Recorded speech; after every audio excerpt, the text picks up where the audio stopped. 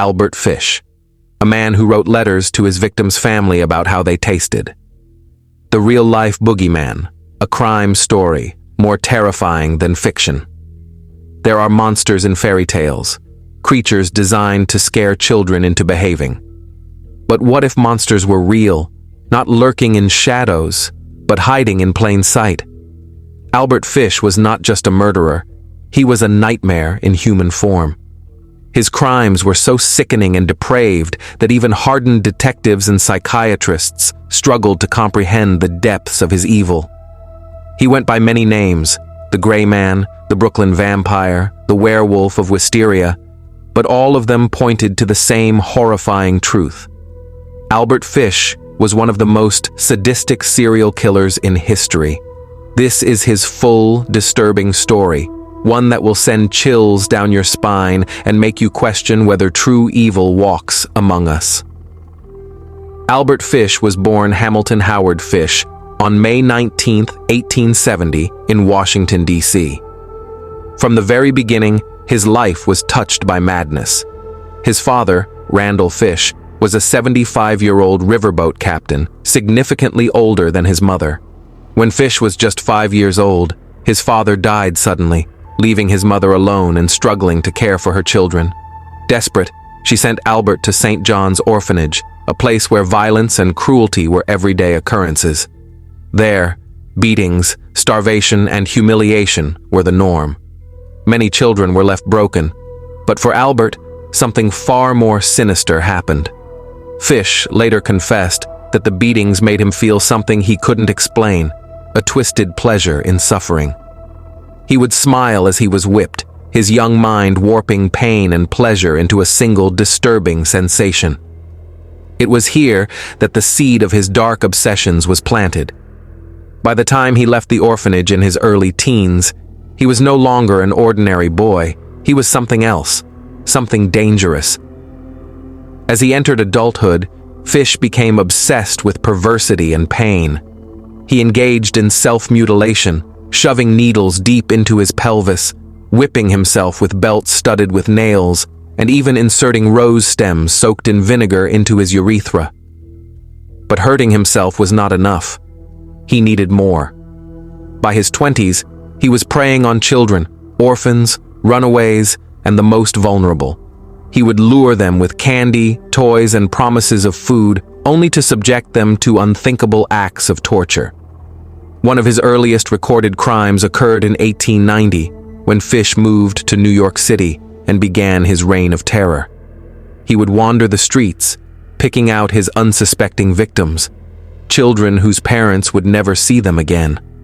But no case is more disturbing than the murder of Grace Budd, the crime that finally exposed the true horror of Albert Fish. On May 25, 1928, 10-year-old Grace Budd had no idea that she was about to walk into a real-life nightmare. Her older brother, Edward Budd, had placed a job advertisement in the newspaper, hoping to find work. A well-dressed elderly man calling himself Frank Howard responded, offering Edward a job on his farm. The Budd family welcomed the seemingly kind old man into their home. But Albert Fish wasn't interested in Edward. He had already chosen his victim. During his visit, Fish met Grace, and something inside him snapped. He changed his plans immediately. With the warm smile of a kindly grandfather, he convinced her parents to let Grace accompany him to a birthday party for his niece. Her parents, completely fooled by the old man's gentle demeanor, agreed to let her go. Grace Budd was never seen alive again. For 6 years, the Budd family had no idea what had happened to their daughter. Then, in 1934, they received a letter that would haunt them forever. The letter was from Albert Fish himself. What it described was so gruesome, so shocking, that it remains one of the most disturbing pieces of evidence in criminal history. Fish detailed how he took Grace to an abandoned house, stripped her naked, and tortured her. But what came next was even more horrifying. He described how he killed and cannibalized her. He wrote, in chilling detail, that he roasted parts of her flesh and ate them over several days, savoring every bite. The letter was so graphic and disturbing that even the police struggled to finish reading it. It was this letter that finally led detectives to track down and arrest Albert Fish. Once in custody, Albert Fish confessed to dozens of other murders. He claimed to have killed at least 3 confirmed victims, but police believed his actual body count could be much higher.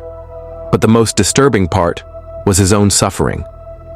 When doctors x-rayed his body, they found something almost unimaginable: over 24 needles embedded deep in his pelvis.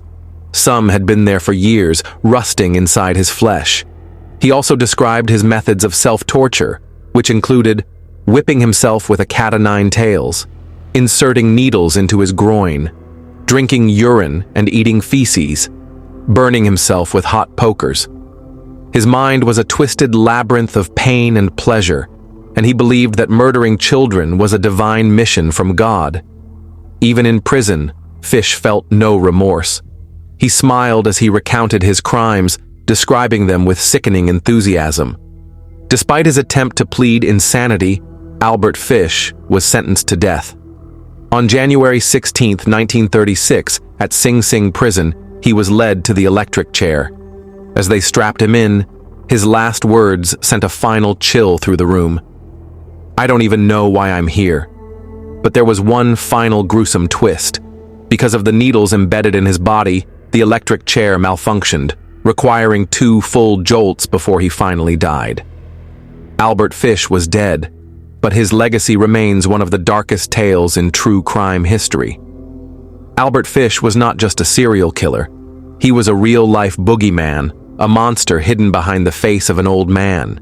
His story is a reminder that true evil doesn't always look like a monster. Sometimes it smiles kindly, speaks softly, and lures its victims with gentle words. And the scariest part?